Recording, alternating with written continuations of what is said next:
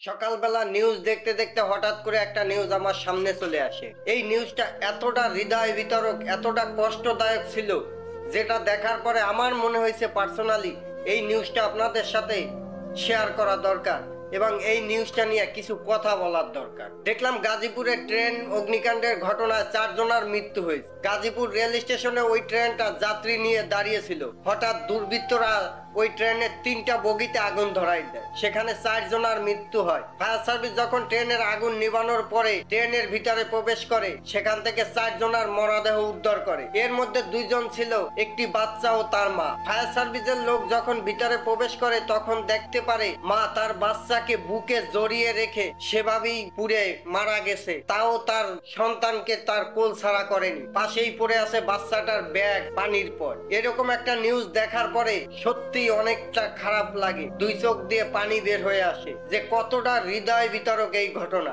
একজন মা তার সন্তান বুকের ভিতরে জড়াইয়া জীবিত আগুনে পুড়ে মারা যাওয়া কতটা কষ্টের, এটা আমরা কিছুটা হইলেও অনুভব করতে পারি। আমাদের বিভিন্ন সময় বিভিন্ন কাজ করতে যাইয়া বিভিন্ন ভাবে হাতে পায়ে বিভিন্ন স্থানে ছ্যাঁকা লাগে, আর সামান্য একটু ছ্যাঁকায় আমরা কতটা যন্ত্রণা অনুভব করি। পোড়ার কি যন্ত্রণা, সামান্য একটু পুড়ে গেলে কতটা কষ্ট হয়। আর সেখানে যদি চোখের সামনে জীবিত মানুষ পুড়ে মারা যায়, সেই মৃত্যুটা কতটা যন্ত্রণাদায়ক, কতটা কষ্টদায়ক। যদি আমরা বুঝতে পারতাম এইরকম একটা ঘটনা কোনোদিন মানুষ হয়ে করতে পারতাম না। আমি জানি না এই ঘটনা কারা ঘটাইছে, তবে যারাই এই ঘটনা ঘটাক, এটা কি কোনো রাজনৈতিক প্রতিহিংসা? যদি এটা রাজনৈতিক প্রতিহিংসা হয়, আমরা এরকম রাজনীতি চাই না। আমরা যারা মধ্যবিত্ত আছি তারা এমনিতেই দেশে অনেক কষ্টের ভিতরে থাকি, লুকাইয়া থাকি, বলার মতো মানুষ পাই না। তার ভিতরে যদি এরকম দিন দিন আমাদের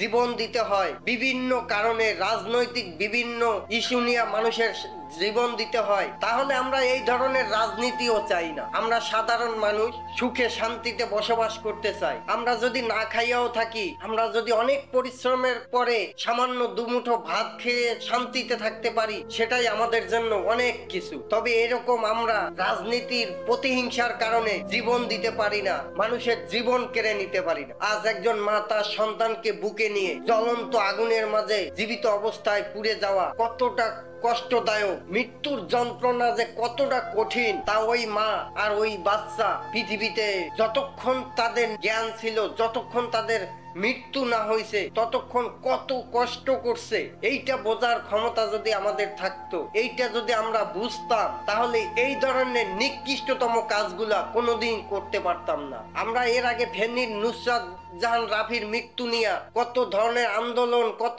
সারা বাংলাদেশ তোলপাড় করে দিছি। আজ কেন, কোথায় সেই সব মানুষ? কেন এই নিউজ নিয়ে মানুষ প্রতিবাদ করতেছে না? কেন এইসব নোংরা রাজনীতির বিরুদ্ধে মানুষ কথা বলতেছে না?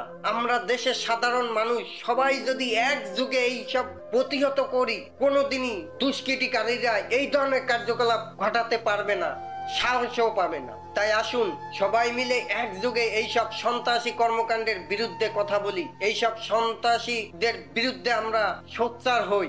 আজ একজন মা তার সন্তানকে নিয়ে মারা গেছে, কালকে আমার মাও এরকম হইতে পারে, পরশুদিন আমিও এরকম হইতে পারি, এরকম দুর্ঘটনার শিকার হইতে পারি। অতএব আমাদের সবারই দরকার সচেতন হওয়া, আমাদের সবারই দরকার এই জিনিস নিয়ে কথা বলা। দেশের লাখ কোটি মানুষ যদি এই জিনিসটা নিয়ে সোচ্চার হয়, 2-1 জন কোনোদিনই কিছু করতে পারে না। আর যারা এই ধরনের কার্যকলাপ চালায়, আপনাদেরকেও বলবো, আজকে আপনি অন্যকে পুড়িয়ে মারতেছেন, কালকে আপনাকেও কেউ পুড়িয়ে মারতে পারে, আপনার ফ্যামিলির কারো পুড়িয়ে মারতে পারে। এই সন্তান স্ত্রী হারা একজন মানুষ বা তার ফ্যামিলির লোক হারা একজন মানুষ কতটা কষ্টের ভিতরে থাকে, কতটা কষ্ট পায়, এই জিনিসটা, এই দুঃস্মৃতি সারা জীবন তার বয়ে চলতে হয়। এটা বুঝতে শিখুন। অন্যের কষ্টকে যদি আপনি কষ্ট মনে করেন, তাহলেই আমরা আগাইতে পারবো। অন্যের কষ্টে যদি আমি নিজে ব্যথিত হই, তাহলে আমার এই খারাপ কাজ থেকে বিরত থাকবো। তাই সবাই মিলে একযোগে এই সন্ত্রাসী কর্মকাণ্ডের বিরুদ্ধে কথা বলি, সোচ্চার হই, এই ধরনের খারাপ কাজ থেকে বিরত থাকি। সবাই ভালো থাকবেন, সুস্থ থাকবেন, দেখা হবে নেক্সট ভিডিওতে। আর হ্যাঁ, আমার চ্যানেলে যদি আপনি নতুন হয়ে থাকেন, আমার ভিডিও যদি আপনার ভালো লাগে, তাহলে চ্যানেলটা সাবস্ক্রাইব করে দিবেন, আর ভিডিওটায় লাইক, কমেন্ট, শেয়ার করতে ভুলবেন না। আল্লাহ হাফেজ।